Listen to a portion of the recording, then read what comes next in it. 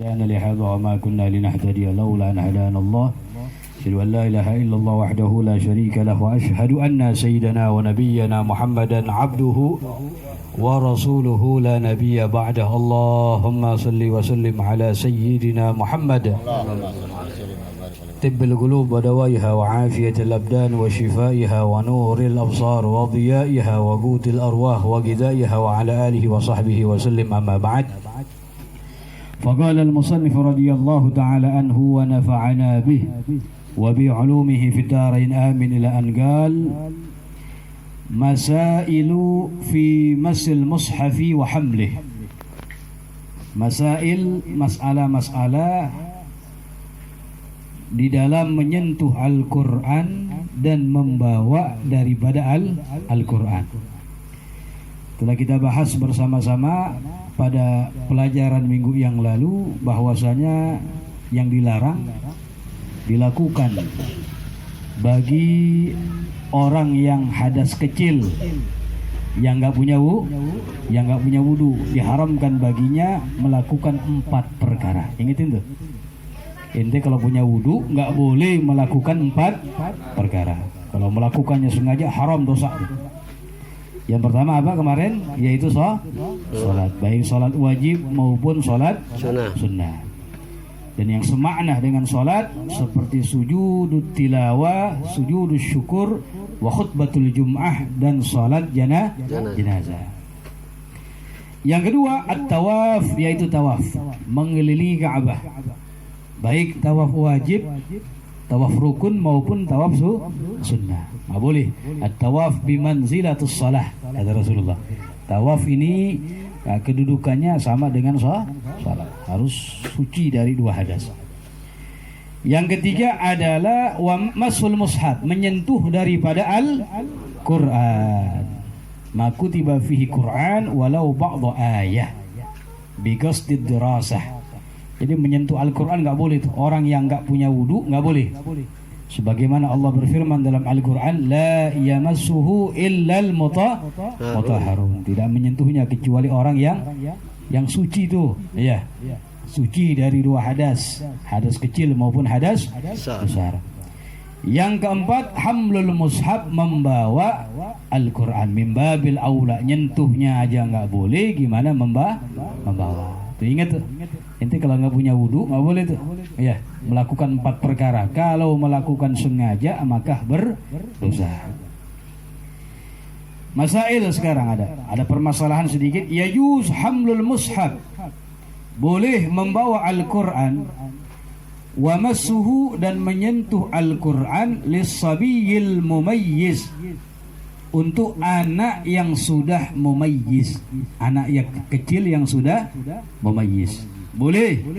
Lidirasati faqat, untuk dipelajari, untuk ngaji. Jadi anak yang sudah mumayyiz belum balik, ya 7 tahun ke atas dah, boleh tuh, walaupun gak punya wudu, dia membawa Al-Quran atau menyentuh Al-Quran gak apa-apa. Cuma lidirasah faqat, untuk dipelajari saja, buat ngaji, bukan buat mindahin, gak boleh. Maknya lagi bersihin rumah nih, iya, lagi bersihin lemari, ada Qurannya. Ada anaknya yang belum balik tapi sudah mumayyiz 9 tahun misalnya, tong pindah ini Quran, mah gak punya wudu, ya. Bisa begitu gak? Bisa terjadi, sering begitu. Sangkanya anaknya belum balik, masih kecil, ya. Gak boleh. Gak boleh hukumnya. Hukumnya gak boleh. Dikatakan inda Ibnu Hajar wal Ramli, sepakat Al-Imam Ibnu Hajar wal Imam Ar-Ramli mengatakan hukumnya haram, gak boleh. Jadi anak yang belum mumayyiz boleh menyentuh dan membawa Al-Quran hanya untuk ngaji saja, hanya untuk dipelajari saja. Kalau buat ngaji nggak apa-apa. Kalau buat ngaji nggak apa? Ente punya adik misalnya tuh, umurnya 8 tahun, kan biasa tuh ngaji tuh, betul? Ngaji, bawa Quran lagi semangat, ya. Udah nggak apa-apa, biarin aja udah, ya. Ya bagus-bagus. Kalau belum ngaji diajarkan cara wudu. Karena anak yang sudah memayyiz, wudunya pun sah. wudunya pun sah. Karena syaratnya wudu diantara syaratnya niat diantaranya, dan syaratnya orang yang berwudu at-tamyiz, itu awil mumayyiz, anak yang sudah mumayyiz. Kalau yang masih kecil kayak begini belum sah nih wudunya ya. Wa yajuz 'inda ba mahramah walau li ghairi dirasah. Walaupun pendapat Al-Imam Umar ba mahramah, Al-Imam Umar ba mahramah mengatakan enggak apa-apa. Walau li ghairi dirasah, walaupun bukan untuk dipelajari. Ini ada pendapat ya. Pendapat mengatakan anak yang belum memayyiz enggak apa-apa menyentuh Al-Qur'an, walaupun bukan buat ngaji, dia nggak punya wudu nggak apa-apa. Ini pendapat Al-Imam Umar ba mahramah. Ya. Akan tetapi al-mu'tamad, pendapat yang terkuat dan sepakat Imam Ramli, Imam Muhammad Ramli dan Imam Ahmad bin Hajar mengatakan bahwasanya tak boleh itu. Iya. Kita nyari yang ihtiyat, yang lebih hati-hati begitu. Kemudian jildul mushaf, kulitnya Al-Qur'an. La yajuzu massuh, tidak boleh menyentuhnya. Wala hamluh, tidak boleh membawanya. Ini orang yang enggak punya wudu nih pembahasannya. Ya, kulitnya. Illa kecuali idzan qata'at, apabila telah terputus nisbatuhu, nisbahnya anil mushaf, dari Al-Qur'an. Jadi kapan tuh kulit yang udah copot kita boleh menyentuhnya? Apabila nisbahnya telah terputus dari Al-Qur'an. Seperti apa? Bian ustu'mila fi kitabin akhar, sekiranya telah digunakan untuk dijadikan kulit kitab yang lain. Paham tak? Jadi selagi masih nisbahnya belum terputus kepada Al-Qur'an, walaupun udah nyoplok tuh kulitnya doang tuh, masih gak boleh nyentuh dan membawanya. Paham tak? Ya. Sampai kapan boleh? Sampai nisbahnya sudah terputus. Nah, seperti apa? Ya seperti sudah dijadikan misalnya sebagai kulit kitab yang lain. Paham tuh? Kan ada sebagian kulit Al-Qur'an coplok, banyak kan tuh? Oh, banyak begitu tuh. Kalau nisbahnya masih dinisbahkan kepada Al-Qur'an, belum dinisbahkan kepada buku yang lain, maka masih haram bagi seorang untuk menyentuhnya dan membawanya bagi yang tidak punya wudu. Paham tuh? Apalagi Qur'annya. Ya, apalagi Qur'annya. Jadi begitu. Kalau misalnya udah dijadikan kulit sebagai kitab kulit yang lain, ya ini nggak apa-apa. Ya, ini nggak apa. Nah, jadi kita begitu harus menghormati yang namanya Al-Qur'an. Kita muliakan tuh. Jangan taruh bawah. Ya. Jangan disejajarkan sama kaki inti, jangan. Ya. Jangan tuh, kotor di situ. Di bawah, kadang-kadang baca yasinan taruh bawah begitu. Jangan taruh bawah, iya. Ini Yasin Al-Quran bukan sih? Al-Quran, iya. Kalau komik nggak apa-apa taruh bawah tuh. Nah, ini tanda sebagai tanda pembuktian cinta hormat kita. Ya. Ada yang bilang hormat cukup di hati, ya. Dikatakan penampakan zahir dalam penghormatan menunjukkan batinnya begitu. Ya, menunjukkan batinnya demikian. Tunjukkan dulu secara zahir, nampakin begitu. Wa insyaallah nular kepada batin. Jangan ngomong batinnya, yang penting batinnya kita hormatin, gak begitu. Ya, harus ditunjukkan zahir dan batin. Kemudian, lau jullidal mushafu ma'a ghairih, apabila dijilid Al-Qur'an bersama kitab yang lainnya. Kadang-kadang begitu, biasanya anak pondok tuh, ya. Ada Quran dijadikan satu, dijilid sama kitab yang lain. Atau wirid yang tebal, ada Qur'annya, ya. Banyak, ada wiridnya yang lain. Biar enggak repot bawanya satu aja dah. Dijilid, satu jilid. Bagaimana hukumnya? Fayahrum massuhu min jami' jihatihi inda Ibnu Hajar. Al-Imam Ibnu Hajar berpendapat kalau sudah Al-Qur'an dijilid itu bisa jadi satu ya sama kitab yang lain, maka Ibnu Hajar mengatakan enggak boleh orang yang enggak punya wudu menyentuhnya dari seluruh arah. Baik bagian yang bukan daripada Quran. Contohnya begini. Ini Quran ini bukan Quran. Ana jadiin satu jilid. Paham tuh? Namanya dijilid jadi satu. Ibn Hajar mengatakan nggak boleh ente menyentuh seluruhnya di situ. Walaupun bagian yang bukan Quran yang ente sentuh nggak boleh. Karena telah dijilid menjadi satu Itu menurut Al-Imam Ibn Hajar. Wa min jihatil mushaf 'inda Ramli. Kalau Imam Ramli lebih ringan. Yang diharamkan dari arah Qur'annya saja. Yang bukan dari arah Qur'annya nggak apa-apa menyentuhnya orang yang tidak punya wudhu. Tapi sekali lagi kita kalau dalam ibadah nyari al-ihtiyat, al-ahwat yang paling hati. Betul? Imam Romli bilang kalau dijilid jadi satu Quran sama bukan Quran jadi satu buku. Kata Imam Romli yang haram menyentuhnya bagi orang yang nggak punya wudhu yang Qurannya aja. Yang bukan Qur'annya tidak Meskipun demikian Al-Imam Ibn Hajar mengatakan haram. Nah dalam hal ini kita cari yang paling hati-hati. Al-ahwat lebih selamat. Betul? Biar apa yang kita lakukan tidak ada seorang ulama yang mengatakan ini adalah haram, ini adalah nggak boleh. Begitu juga dalam ibadah. Kita cari apa yang muttafaq, ulama yang kebanyakan dipilih para ulama yang lebih selamat. Biar ibadah kita dianggap sah oleh seluruh daripada para ulama. Contohnya begini misalnya, dalam mazhab beda. Kalau dalam mazhab kita, mazhab Imam Syafi'i tawasud, yang tengah enak itu. Yang tengah. Masalah misalnya hal yang membatalkan wudu misalnya. Dalam mazhab Syafi'i bersentuhan dengan perempuan yang bukan mahram membatalkan. Betul enggak? Betul. Menurut mazhab yang lain kayak mazhab Malik, Abu Hanifah mengatakan enggak batal wudunya. Kalau mazhab Malik bisyahwa dengan syahwat baru batal. Kalau enggak syahwat tidak Bahkan mazhab Hanafi mengatakan walaupun syahwat enggak batal tetap. Bersentuhan dengan perempuan yang bukan mahram. Paham tak? Nah, dalam hal ini kita cari yang al-ahwat yang paling hati-hati. Paham tak? Yang paling hati-hati. Sama juga begitu. Nanti pengen puasa tuh, malam harinya junub. Junub. Al-Mu'tamad pendapat mengatakan para ulama dalam mazhab kita ini Syafi'i bahwasanya nggak apa-apa kita mandinya setelah subuh. Paham tuh? Nggak apa-apa kita mandinya setelah subuh. Mandi wajibnya setelah subuh. Memang sunnahnya mandinya sebelum subuh. Wagil ada pendapat ulama yang mengatakan wajib mandinya sebelum subuh. Dalam hal ini kita dalam ibadah cari yang paling hati, lebih selamat.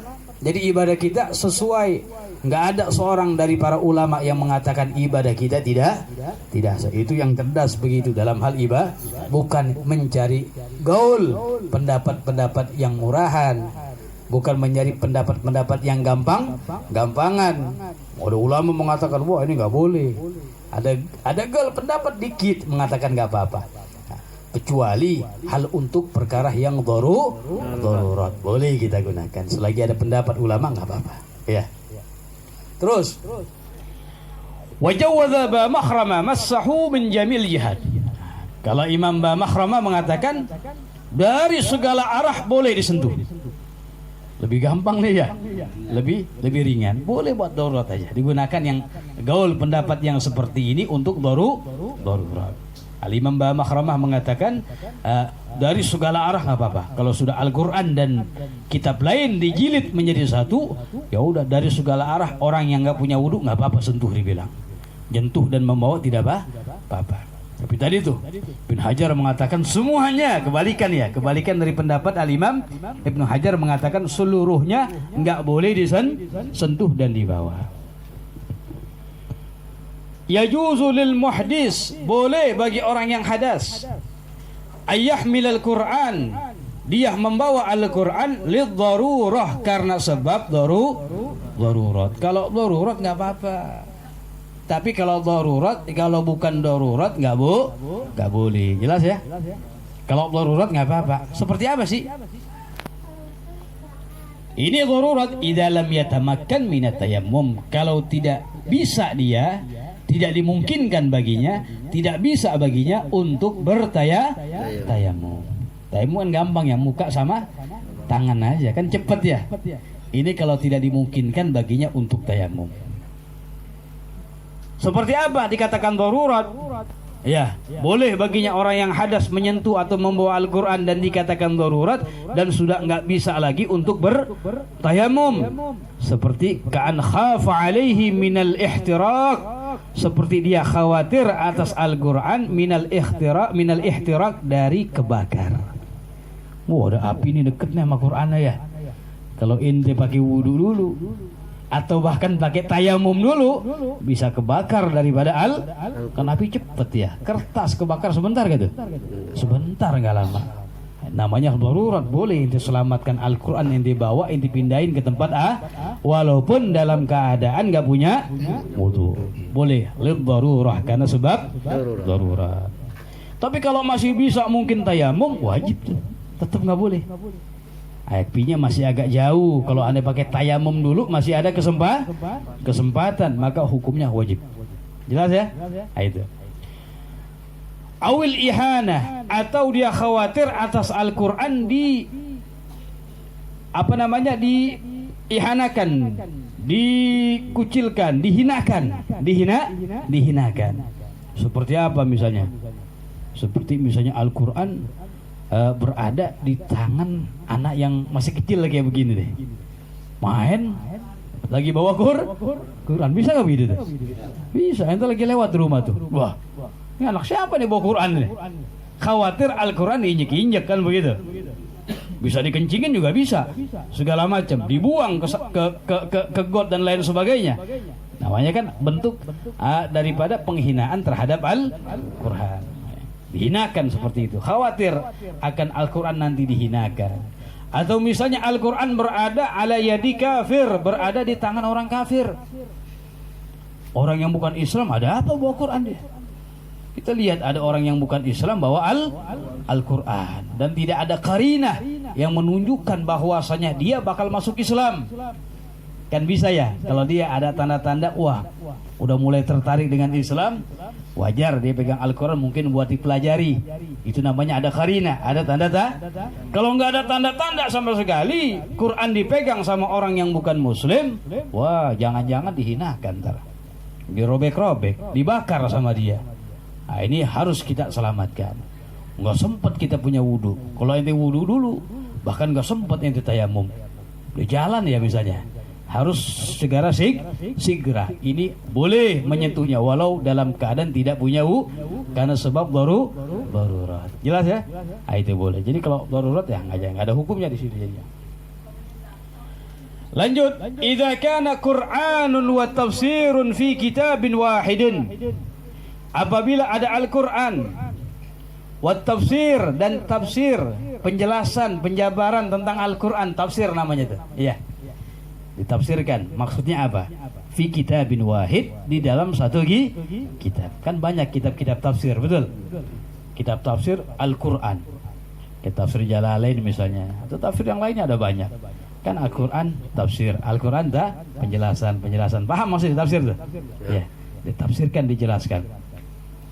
Jadi Al-Quran satu ayat dijelasin atau separuh ayat dijelasin, tafsir namanya itu. Ya, dalam satu kitab Quran dan tafsir. Fi kitabin wahid, dalam satu kitab. Fayajuzu massuhu wa hamluh, maka hukumnya boleh dia menyentuh, boleh menyentuhnya dan boleh membawanya. Idza kanat hurufut tafsir, apabila hurufnya tafsir aksara, lebih banyak, min hurufil Quran, dari huruf Al-Quran. Paham tuh? Kalau hurufnya tafsir, ente yakin lebih banyak daripada hurufnya Al-Quran, maka boleh menyentuhnya itu kitab dan boleh membawanya. Ini ada Quran tafsir, tafsir Al-Quran. Ada Al-Quran bersama tafsir. Kapan boleh kita menyentuh dan membawanya? Ulama mengatakan apabila hurufnya tafsir lebih banyak daripada huruf Al-Quran. Kalau tafsir Sawi kan 4 jilid tuh, ya. Nah, itu biasanya tafsirnya lebih banyak, betul? Bukan Ustaz Sawi ya, tafsir Sawi, betul? Ini Qur'annya tafsirnya lebih banyak. Kalau kitabnya aja dibawa begini nggak apa-apa. Paham? Mat, ambilin bapak kitab tafsir tuh, juz 1 sawi. Nggak punya wudhu kita, ya ambilin nggak apa-apa. Paham tuh? Karena kenapa? Kita yakin huruf tafsirnya lebih banyak. Itu begitu. Tapi meskipun demikian, ingat tuh, di dalam Al-Qur'annya ente kebet, kan ada Al-Qur'annya tuh. Iya, ente nggak punya wudhu, nyentuh Qur'annya nggak boleh. Paham tuh? Semuanya begitu juga. Semuanya begitu juga. Kitab Yasin ada kitab wirid. Wirid ada Al-Qur'annya, Yasin misalnya, campur. Kayak wirid apa tuh? Majmu' Syarif misalnya ya. Kan ada Qur'annya, ada Yasin, ada Waqiah, ada Tabarak, ada wirid-wirid yang lain. Ya kalau misalnya wiridnya lebih banyak daripada Qur'annya, ya nggak apa-apa kita bawa. Majmu' namanya tuh ya. Tapi ingat, ketika ente kebet, pas bacaan daripada Qur'annya nggak boleh kita sentuh di situ. Paham tuh? Ya kalau kitabnya boleh dibawa. Demikian juga kitab tafsir yang huruf tafsirnya lebih banyak daripada kitabnya boleh dibawa begini. Tapi kalau dikebet pas Qur'annya nggak boleh disentuh bagi orang yang nggak punya wudu. Harus dibedain di situ. Wa amma idza kana tusawihi, adapun apabila huruf tafsir dengan Al-Qur'an sama, au aqalla minhu, atau huruf tafsirnya lebih sedikit dari Al-Qur'an. Jarang yang huruf Al-Qur'an sama tafsirnya sama ya. Emang Al-Qur'an berapa huruf itu? Ada yang bilang itu? Banyak gak? Bismillahirrahmanirrahim hurufnya ada 19. Ada kasih bocoran ya. Surah Al-Fatihah ada 156. Lebihnya ente hitung dah tuh ya. Banyak, jawabannya banyak. Tapi kalau huruf tafsir dan Al-Qur'annya sama banyaknya. Contoh misalnya sejuta misalnya ya. Misalnya contoh. Maka hukumnya nggak apa-apa di situ. Maka hukumnya nggak apa? Bukan nggak apa-apa ya. Fayahrum hukumnya nggak boleh. Atau huruf tafsirnya lebih dikit, artinya Al-Qur'an hurufnya lebih banyak pun nggak boleh. Paham tuh? Nah, tafsir Jalalain tahu ini? Tafsir Jalalain. Imam Suyuti ya? Siapa? Iya. Rahman. Suyuti. Bukan. Tafsir Jalalain. Tafsir Jalalain ya. Jalalain dua Jalal namanya. Jalal As-Suyuti ya. Suyuti. Iya. Iya. Sama satu lagi siapa tuh? Dia ngarang, gurunya setengah, diterusin sama muridnya. Duanya Jalal juga namanya tuh ya. Namanya. Nah, ini luar biasa. Ulama mengatakan tafsir Jalal kan ringkas tuh ya. Ringkas. Cuma memang ada yang mengatakan bahwasanya huruf tafsirnya lebih banyak. Lebih banyak cuma beberapa huruf aja. Perhatiin, huruf tafsirnya lebih banyak hanya beberapa huruf. Ya. Kan dalam hukum berarti boleh menyentuh gak? Boleh, karena tafsirnya lebih banyak. Tapi ulama mengatakan al-ihtiyat sebagai kehati-hatian. Jangan, ya. Kenapa? Kalau yang hitung benar, betul. Kalau yang hitung benar. Kalau salah gimana ntar? Beda tipis, cuma berapa huruf doang artinya itu. Tafsirnya lebih banyak daripada Al-Qur'annya. Cuma beberapa huruf doang. Makanya sebagai bentuk kehati-hatian kalau tafsir Jalalain usahakan dalam keadaan punya bisa aja yang hitung salah, betul. Iya, mau ulang malas lagi dari awal. Saya mau hitung. Subhanallah. Ya, ala kulli hal. Jadi kalau misalnya hurufnya sama, au aqalla minhu, atau lebih sedikit, fayahrumul massu wal hamlu, maka menyentuh dan membawanya haram, enggak boleh. Di sini wal ibrah bi hurufil Quran, yang dimaksud dianggap dengan huruf Quran al marsumah, yang ditulis, lal malfuzah, tidak yang diucapkan. Wal ibrah bi hurufit tafsir, yang dimaksud dengan huruf-huruf tafsir ma'ala kawaidil khad. Ma'ala yang berada di atas kaidah khad, garis barisan di situ. Yang di luarnya bukan. Ya. Kemudian yajuzu lil muhdis, boleh bagi orang yang hadas kecil. bagi orang yang hadas, gitu aja. Boleh bagi orang yang hadas galbu warakil mushaf bi'udin, membalik kertasnya Al-Quran bi'udin, dengan kayu boleh, atau dengan pulpen, pena nih. Ente gak punya wudu, ya? Nggak punya wudu. Waduh, ane baca Quran nih, tapi nggak nyentuh, nggak punya wudu, boleh gak? Hah? Boleh. Baliknya begini nih. Ini apa nih? Kayu, siwak ya, kayu. Baliknya begini. Paham tuh? Hukumnya boleh di situ. Ya juz dikatakan oleh muhdis bagi orang yang hadas. Ya. Galbu, membalik, warakil mushaf, kertasnya Al-Quran, mushaf, bi'udin, dengan kayu. La biyadih, tidak dengan tangannya. Kalau dengan tangannya nggak boleh. Begini nih, sama gak memang tadi tuh? Ya mirip begini namanya ya. Terbalik begini. Ya nggak boleh. Ya, la biyadi, tidak dengan tangannya. Fayahram, kalau dengan tangannya hukumnya haram, nggak boleh. Hukumnya haram, nggak boleh. Walau laffa 'alaiha bihargah, walaupun dililit 'alaiha, atasnya, atas tangannya, bihargah. Harkah dengan apa? Harkah dengan kain. Ada kain nih misalnya, atau tisu misalnya. Kita lilit begini. Perhatiin nih, kita lilit begini. Kita balik. Nggak boleh, tetap salah. Atau pakai paruh sarung tangan. Kan yang penting nggak nyentuh kulit aneh. Bukan begitu. Ini sesuatu yang inti bawa muttasil dengan inti, yang dibawa sama inti, nggak boleh. Ya. Walau laffa 'alaiha harkah, walaupun dililit atasnya harkah dengan kain. Nah, enggak boleh, haram tetap. Pakai kayu boleh tuh. Kemudian yahrum mashu, diharamkan, haram masu, menyentuh. Wa hamlu, dan membawa ilagatil mushaf, gantungan mushaf. Biasa ada gantungan tuh. Biasanya Quran yang ada gantungannya begitu dipegang. Jarang memang di kita, jarang. Iya. Quran ada gantungannya. Atau misalnya apa namanya itu? Pitanya begitu. Bisa pita aja juga. Iya. Bisa dikatakan gantungan. Yang ada gantungannya kan bisa. Kayak tas kan ada gantungannya gitu.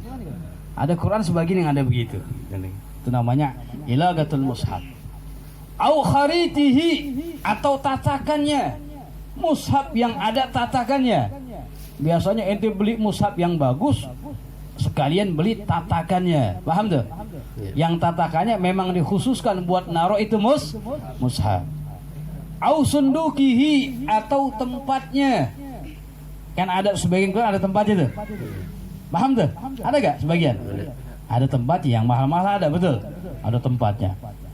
Hukumnya gimana? In kana fihima. Nah, ini himanya kembali kepada kharit wa sunduk. In kana, apabila ada fihima, di keduanya itu, di kharit ditatakan. In kana fihima mushaf, di dalamnya ada mushaf. In kana fihima mushaf, tatakannya di atasnya ada mushaf. Di kotaknya itu di dalamnya ada mushaf. Itu maksudnya begitu. Bagaimana hukumnya? Wa qad uidda lahu, dan keduanya memang dipersiapkan untuk mushaf. Tatakannya memang tatakan mushaf. Tempatnya memang tempatnya mushaf. Bagaimana hukumnya? Maka haram, dikatakan enggak boleh. Wa illa, kalau bukan dipersiapkan untuk itu, fayajuz, maka hukumnya boleh. Misalnya begini nih, ya, ada lemari, ya, lemari tuh, ya. Kan bukan tempatnya mushaf tuh, tempatnya bukan? Bukan. Buat apa aja? Bukan khusus uiddah, bukan dipersiapkan, memang tempat daripada mushaf. Kalau itu nggak apa-apa. Tapi kalau misalnya sunduknya, tempatnya, kotaknya memang dipersiapkan khusus buat mushaf, misalnya, maka hukumnya nggak boleh. Jelas ya? Maka hukumnya nggak boleh di situ. Mana boleh, nggak boleh. Begitu juga tatakannya tuh. Bagaimana saking mulia daripada mushaf. Wa illa fayajuz. Paham ya? Alladhi yahrumu bil janabah wal haid ma'an isnani, yang haram bil janabah sebab daripada junub, wal haid dan haid ma'an secara bersamaan, isnani yaitu dua perkara. Tadi yang 4 yang kita bahas diharamkan bagi orang yang hadas kecil. Sholat nggak boleh. Kemudian tawaf nggak boleh. Membawa Al-Quran nggak boleh. Menyentuh Al-Quran nggak boleh. Bagi orang yang hadas kecil, hukumnya haram kalau sengaja dilakukan. Sekarang berbicara orang yang junub. Yang junub sekaligus perempuan yang haid. Diharamkan baginya yang 4 sama tadi itu. Yang 4 sama. Orang nggak boleh sholat baik wajib maupun sunnah. Nggak boleh daripada apa? Tawaf baik tawaf rukun maupun tawaf sunnah. Nggak boleh menyentuh Al-Quran dan membawa Al-Quran. Yang kelima, al-lubsu fil masjid, berdiam di dalam masjid. Diam. Wa mislul lubsi, dan semisal dengan berdiam at-taraddud. Taraddud itu bolak-balik. Begini nih gambarannya. Masjid Al-Ikhlas ya. Junub ya. Kalau taraddud tuh dia masuk menuju pintu yang satu. Sebelum keluar balik lagi. Itu namanya taraddud. Kalau nyebrang doang nggak apa-apa. Kalau nyebrang doang nggak apa-apa. Masjid Al-Ikhlas. Orang yang rumahnya di samping sebelah kanan arah masjid, ini kiblat sana kan misalnya ya. Sananya tuh. Dia misalnya mau belanja di warung yang dekat samping rumah Haji Rojali. Kalau lewat puter gak tuh? Potong jalan lewat masjid. Nyebrang lewat masjid. Lagi junub dia. Kalau murur lewat nggak apa-apa. Dari segi hukum nggak apa-apa. Jelas ya? Yang diharamkan al-lubsu berdiam, wa fi ma'na lubus, dan yang semakna semisal dengan berdiam at-taraddud, bolak-balik. Nah, bolak-balik bukan dia udah keluar. Kalau dia udah keluar ke pintu yang satu, masuk lagi ya lain lagi, namanya murur aja lewat itu. Yang dikatakan at-taraddud, dia masuk dari satu pintu, sebelum keluar balik lagi. Itu namanya walaupun tidak lubus, walaupun tidak diam. Dikatakan bima'nal lubus. Wa yajuzul mururu, dan boleh menyeberang lewat lil junub, bagi orang yang junub. Kalau lewat doang enggak apa-apa tadi itu. Wa kadzalika lil haid, begitu juga bagi orang yang haid. Idza lam takhaf talwisal masjid, apabila dia tidak takut khawatir dapat mengotori masjid. Perempuan yang haid juga begitu. Ya. Wa kadzalik, begitu juga bagi perempuan yang haid. Yakin dia pembalutnya bagus. Mereknya apa tuh? Cakep kan? Cakep dah mereknya, yakin dah nggak bakal nembus, nggak bakal jatuh mengotori masjid. Kalau dia yakin begitu, nyebrang pun nggak apa-apa. Cuma kalau berdiam nggak boleh. Makanya perempuan kita, istri kita, anak perawan kita, kalau ada pengajian di masjid, lagi haid, lagi nifas, nggak boleh masuk ke dalam tuh. Wah, mau ngaji gua, iya. Jangan. Dengerin aja di luar. Di luar masjid. Apalagi zaman sekarang gampang, kalau benar-benar mau ta'lim ya pakai rekaman aja ya. Nitip sama temennya segala macam, nanti sampaikan. Jangan memaksakan. Iya. Jangan memaksa, nggak boleh hukumnya situ. Dilarang. Yang kedua, maknanya keenam berarti itu ya. Yang diharamkan tambahan bagi orang yang junub dan haid perempuan, qiraatul Quran, membaca Al-Quran bi qasdil qiraah, dengan maksud membaca. Dengan maksud membaca Al-Quran. Niat membaca Al-Quran. Amma idza qasada al-istishfa, tapi kalau dia membacanya enggak niat, enggak bermaksud membaca Al-Quran.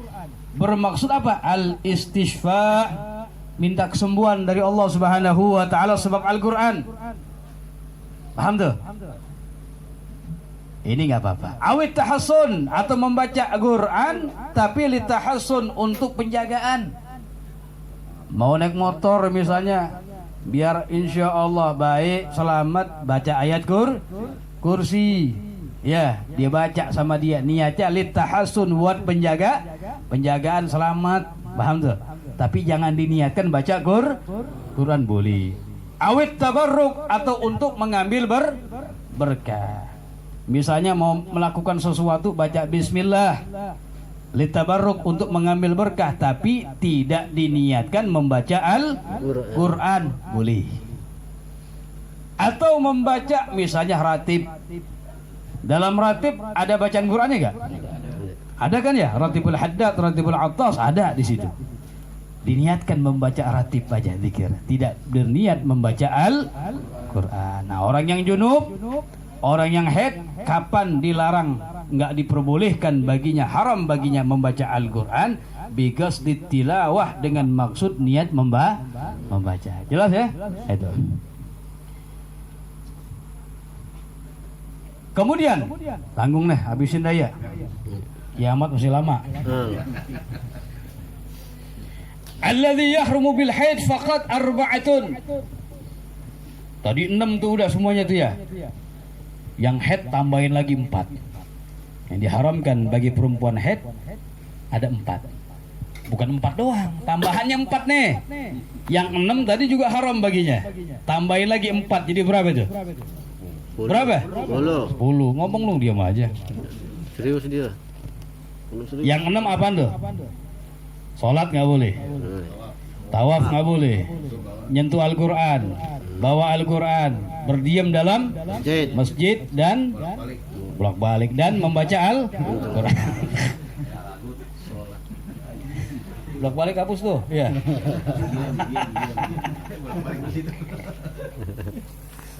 Tambahnya 4 lagi nih, ya. Apaan bagi orang yang haid nggak boleh, tambahannya 4? As-saum. Jadi yang ketujuh baginya itu puasa. Faidan qata'addam. Halalah as-saum. Apabila darahnya telah selesai, udah selesai haidnya, terputus darahnya, maknanya selesai daripada haidnya, halalah as-saum, maka boleh baginya berpuasa walau qablal ghusli, walaupun sebelum mandi. Perempuan kita jam 4 sahur, ya, sebelum subuh suci dari haidnya, ya, maka wajib puasa. Jelas tuh?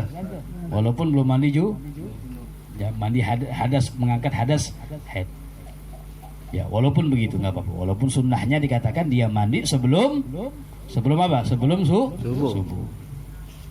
Ya. Jadi as-saum tuh yang diharamkan bagi perempuan yang sedang haid, tambahan yang ketujuh adalah puasa. Nggak boleh dia puasa, baik puasa wajib maupun puasa sunnah. Ya, kalau dalam keadaan nggak haid, maka wajib puasa. Kemudian di pertengahan daripada hari datang baginya haid, maka batal daripada puasa. Dan ingat, wajib diqadha. Sekarang ingetin nih bini inti nih, anak perawan kita, ingetin, punya utang nggak Ramadan yang kemarin? Sekarang udah nembir nih, ya. Rajab, Sya'ban, kemudian Ramadan. Jangan sampai masuk Ramadan utang yang kemarin belum bayar. Tagsir, kelalaian, suaminya dosa.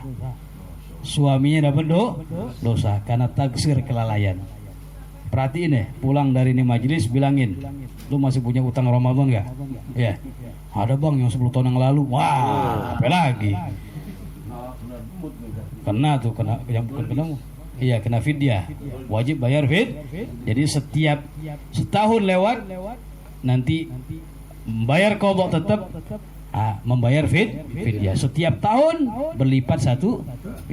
Misalnya begini, ada perempuan udah 5 tahun belum bayar utang puasa Ramadan. Ya. Bukan nggak ada kesempatan, malas aja udah.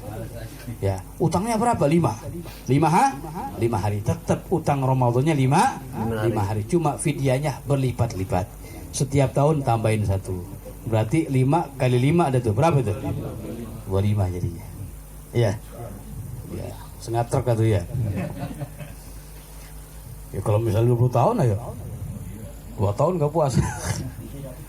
Alhamdulillah, hati-hati. Makanya pentingnya tuh, ya, kebiasaan orang Islam di Indonesia, ada orang meninggal dikeluarkan beras untuk fidyah. Itu sebagai bentuk kehati-hatian. Jangan-jangan si mayit pernah ninggalkan puasa Ramadan. Jelas ya?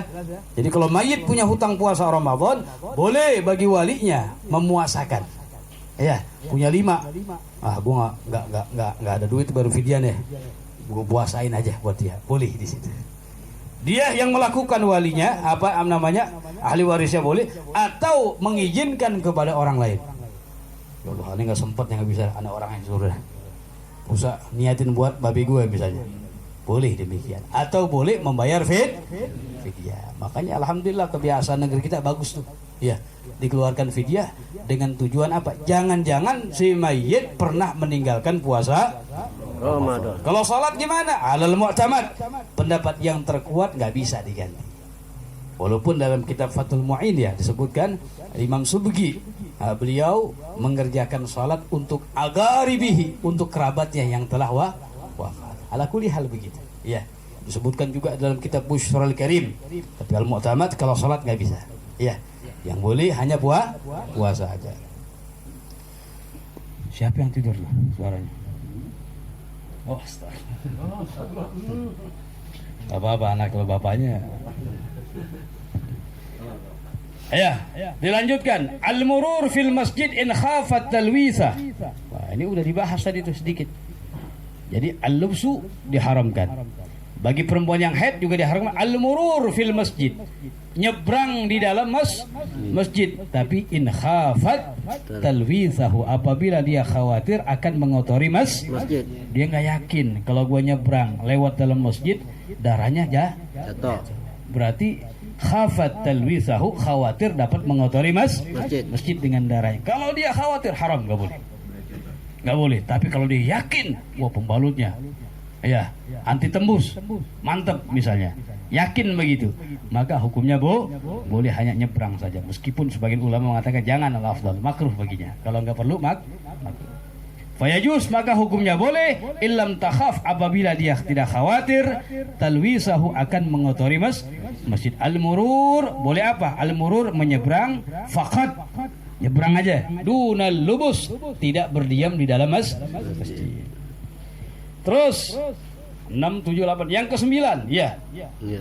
Yang ke-9 yang dilarang, yang diharamkan, at-talak, yaitu talak. Cuma masalah talak yang diharamkan bukan bininya, suaminya.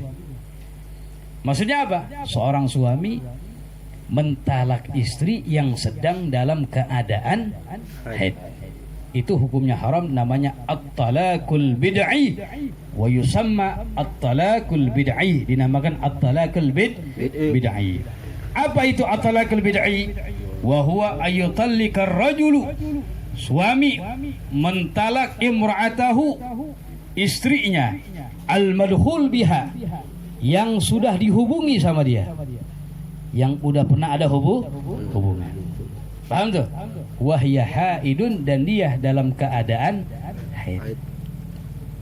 Emang maknanya apa? Istri yang belum ada hubungan dengannya, ya baru nikah doang, belum diapa-apain, kemudian ditalak, nggak apa-apa walaupun dalam keadaan haid, karena ghairul madkhul biha, yang belum dihubungi olehnya, nggak ada iddah baginya. Paham tuh? Kalau misalnya ente menikahkan seorang perempuan, baru akad nikah udah sah, tapi belum diapa-apain, belum ada hubungan suami istri, kemudian difirak itu bininya, maka selesai.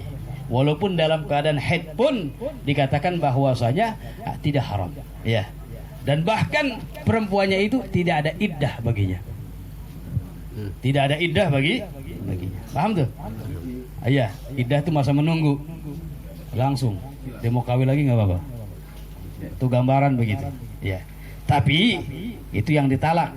Tapi kalau yang ditinggal mati ada iddah, walaupun belum di apa-apa. Baru akad nikah, ya selesai, mati lakinya. Ada nggak begitu? Gak ada aja, bisa aja begitu ya, bisa aja. Sampingnya ada sound gede itu ya, kesetrum, bisa nggak? Bisa. Inna lillahi wa inna ilaihi rajiun. Perempuannya jadi apa tuh? Belum apa-apain tuh. Ya, tetap ada iddahnya di situ. Iddatul wafa namanya, iddah kematian. Ya, 4 bulan 10 hari. Yang mau sabaran dulu, sampai kelar daripada iddahnya. Sabar. Idekin nggak apa-apa. Au fi tuhrin jama'ah fihi, atau yang dimaksud dengan at-talaqul bid'i, ya, seorang suami mentalak istrinya fituhrin dalam keadaan suci, jama'a fihi yang dia berhubungan dengannya di masa suci tersebut. Jadi talak bid'i ada dua gambaran. Yang pertama, seorang suami mentalak istrinya yang sedang dalam keadaan haid, istrinya yang udah pernah ada hubungan dengannya. Yang kedua, seorang suami mentalak istrinya dalam keadaan suci, yang mana dalam keadaan suci itu udah ada hubungan. Begini gambarannya, perhatiin. Perempuan kita lagi suci, suci seorang. Kemudian ya biasa dah malam Jumat misalnya ya, hubungan suami istri. Betul. Malam, besoknya berantem. Berantem. Bisa nggak begitu? Bisa aja lah ya. Bisa aja. Besoknya berantem. Ya. Berantem. Pada malam habis. Naik. Berantem besoknya. Akhirnya ditalak sama suaminya. Berarti apa? Fituhrin jama'aha fihi. Seorang suami mentalak istrinya dalam keadaan suci. Tapi dalam keadaan suci itu sudah ada hubungan. Kenapa ilahnya menjadi haram bagi suaminya? Karena nanti ada penyesalan. Khawatir hubungan yang semalam itu jadi bentuk benih. Betul? Wah, akhirnya bini bilang, pas 3 bulan gua hamil. Nah, repot gak? Ya Allah, nyesal, pusing segala macam. Itu ilah yang kedua. Kalau ilah sebab yang pertama, kenapa diharamkan? Yang seorang suami mentalak istrinya dalam keadaan haid, istri yang sudah ada hubungan dengannya, itu sebabnya memperlama masa iddah. Paham tuh? Karena masa iddah seorang perempuan yang masih mengalami haid 3 kali salah satu athhar, 3 kali suci. Dihitungnya dari suci pertama, suci, haid, suci yang kedua, haid, suci yang ketiga, sampai habis suci yang ketiga, berarti mengeluarkan darah haid yang setelahnya selesai iddahnya.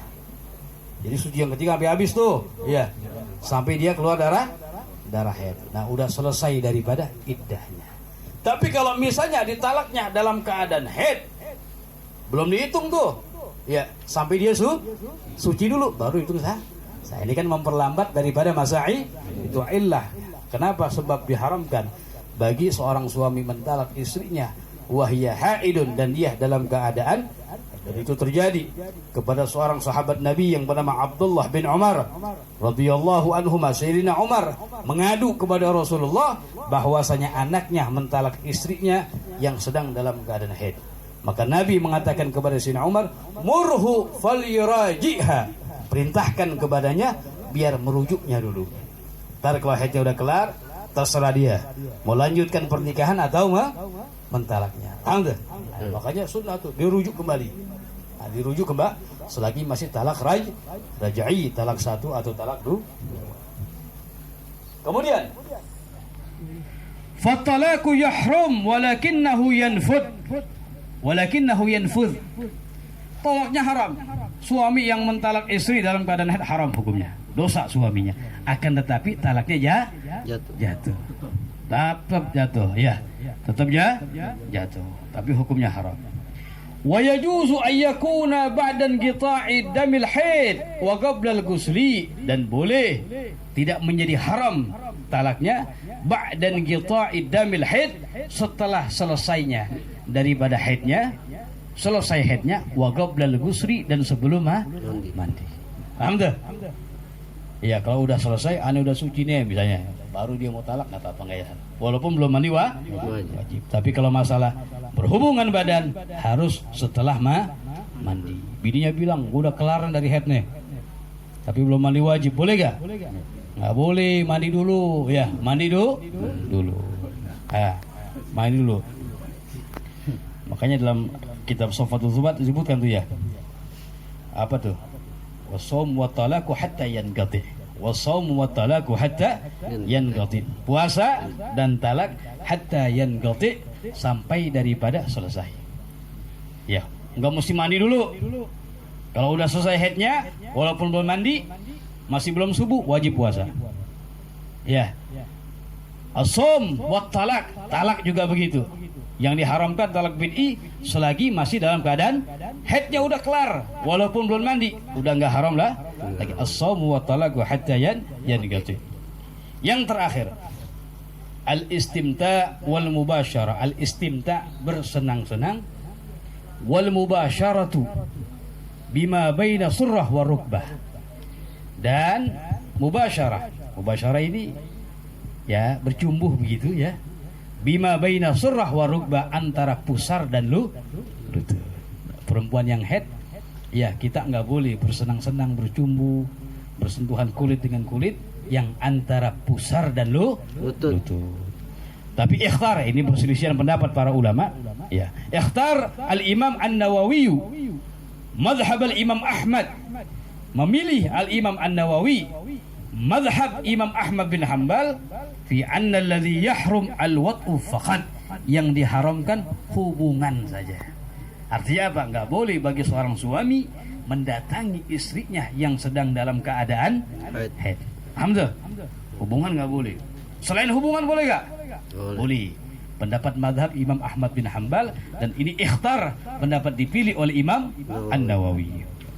Wastahsan al-Imam An-Nawawi kaulan akhar, tapi menganggap baik Al-Imam Nawawi kaulan akhar, pendapat yang lain, fil majmu', dalam kitabnya majmu', wa huwa adalah annal mubasyarata bi syahwatin fi ma dunal farji tajuz, bahwasanya al-mubasyarah, nempel, bersenang-senang, bercumbu, bisyahwah, dengan syahwat, fima dunal farji, di bawah daripada kemaluan, tajuz, hukumnya boleh. Maksudnya apa? Di bawah pusar, di atas daripada dengkul, nggak apa-apa. Mimman ghalabu halihi taqwa, bagi orang yang kebanyakan keadaannya adalah takwa. Artinya apa? Dia orang yang yakin nggak bakal terjadinya persetubuhan. Paham tuh? Kalau bagi wala tajuz min ghairi, tapi bagi orang yang nggak yakin, wah kalau misalnya sampai kebuka antara pusar dan lutut bisa terjadi hubungan, nah, ini baginya haram, nggak boleh. Paham tuh? Tapi Nawawi ada pendapat yang lain. Nah, dalam kitab Majmu' disebutkan gaulan akhar, dikatakan bahwasanya bagi orang yang kuat, yakin nggak bakal terjadi persetubuhan, ya cuma gitu doang mat, ya nggak terjadi persetubuhan, maka hukumnya boleh, ya. Tapi bagi orang yang nggak yakin, wah kayaknya nggak bisa nih, ya didodorin juga urusannya, bahaya nih berarti liman haluhu, keadaannya ini nggak kuat begitu, bisa terjadi daripada hubungan, maka hukumnya haram antara surah, antara pusar dan lu. Yang lebih baik gimana? Ya udah tutup aja. Masih ada yang atas iman. Ya. Wallahu a'lam bishawab. Belum ada pertanyaan? Bacaan Al-Qur'an kan. Ya. Dalam Sulamut Taufik Imam Nawawi Al-Bantani ya, bahwasanya enggak boleh. Itu mustahil, walaupun nggak najis tapi menjijik.